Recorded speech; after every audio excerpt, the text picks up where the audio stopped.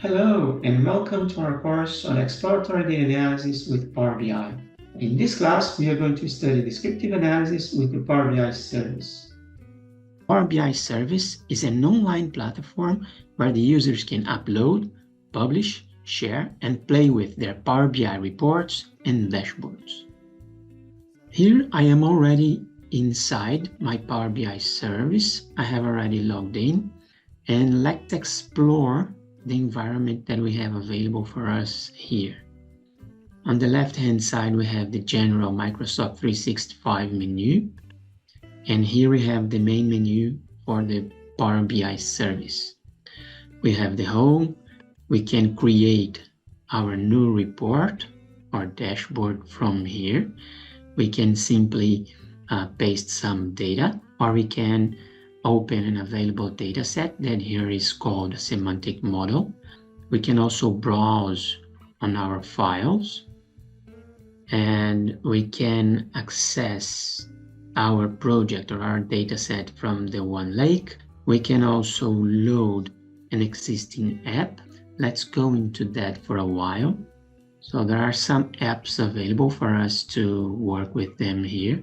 I can just click in this button, Get Apps, and we can see there is a number of apps available for us to test, to play with here.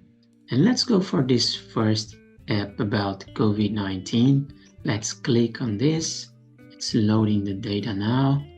Okay, after it loads the data, it shows us a brief introduction to the data set, to the project. And now we look at it and we can simply click on the button, Get It Now. And now the last step is to install the app here in my Power BI service. So let's install it. Okay, we can see it's installed here in the very bottom, and we can go to the app. Okay, now that we have seen how to upload and to install an available app, let's go back to our main menu. Okay, here we have our main menu. In this case, we can see the menu of apps available as it's chosen here, some metrics and the workspaces, and my specific workspace. Okay, so let's come to the workspaces. These are all apps that I have already installed in my workspace, and I can create a new workspace if I want. Let's come back to the home. In my home workspace, I have already some apps that I've been playing with.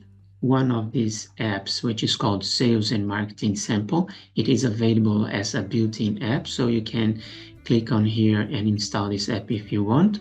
Another app is the app that we created in our Excel course on Exploratory Data Analysis. So we are going to visit this project as well. We are going to start exploring the Superstore sales project that we created in the Power BI desktop, and we published it here in the Power BI service. This is our dashboard with the cards that we created, the slicers, and all the graphs and maps that we created in Power BI desktop. If you haven't seen this class, I recommend you to, after you finish this class here on the Power BI service, you visit our class on the Power BI desktop dashboard design. As you can see, we can navigate through our dashboard. We can see some tooltips when we scroll over the graphs. In this case, we can choose some specific category or subcategory. So if I click here in this subcategory, I have all graphs dynamic. They are adjusted according with the subcategory that I chose. If I click it back, then everything's restored to the initial state. And the same thing holds true for this map. If I want to have a look, for example, in California, I can click it over here and I have all the other graphs automatically adjusted for the data in California.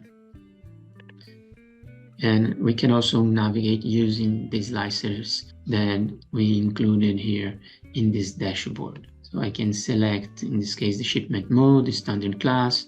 I can at the same time include second class, and so on and so forth. So all this interactivity or dynamics we have already seen when we did the dashboard with Excel or the dashboard with the Power BI desktop. So let's come back to the home menu and let's choose the sales and marketing sample project. In this case, what we see here on the left is the main dashboard, which is composed by all these graphs and cards here on the right. Let's maximize it so that it covers our full screen, and we can see all the graphs that are available in this dashboard.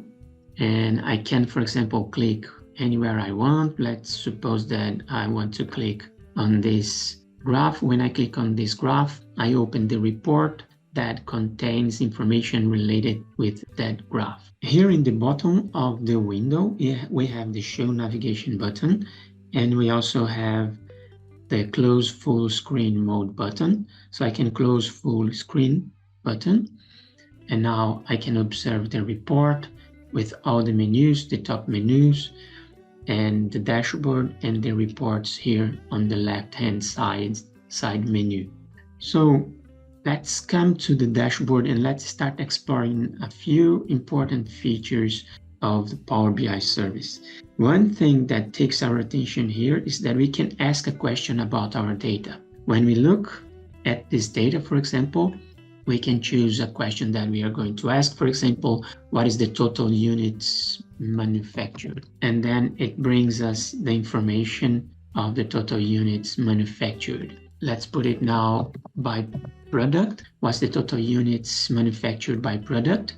In this case, as we can see, it's showing us a bar chart with the number of units manufactured by each type of product. We can replace product, for example, by region. Okay, and then it plots us another graph with the total number of units manufactured by region. And we can even choose the type of graph that we want. For example, what's the total units manufactured by region as a column chart, right? And then it just plotted that same figure, but now using a column chart. We can also see it, for example, a matrix, right? Now we have the information in matrix format, and we can look at it, for example, by geostate, and now it plots a map. And in this map, we can see the bubbles with the total number of units produced by each state. So let's exit Q&A, and this is a very important feature of the Power BI service.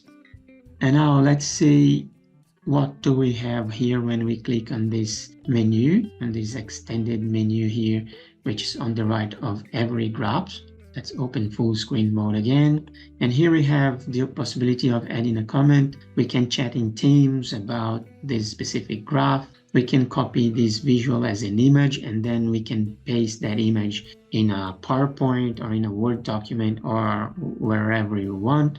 We can go to report. So let's click on this option. We can see the report associated with that graph. And let's get back now to the dashboard. And let's continue browsing it. We can open it in focus mode. So it's going to give us this graph in a focus mode. Here we can see the tooltips. If we scroll over the graph, we see the tooltips popping up. If we click on the exit focus mode, we come back to our dashboard. Okay, let's put it in full screen mode again. And here we have a tree map. And let's play more with this Power BI service.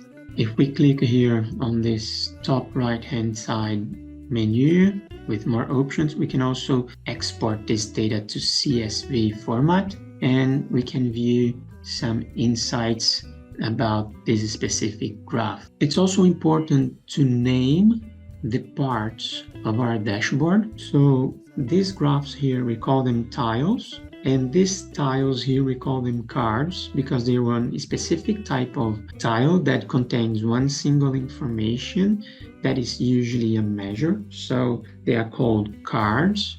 and we are going to study that when we go to the Power BI desktop.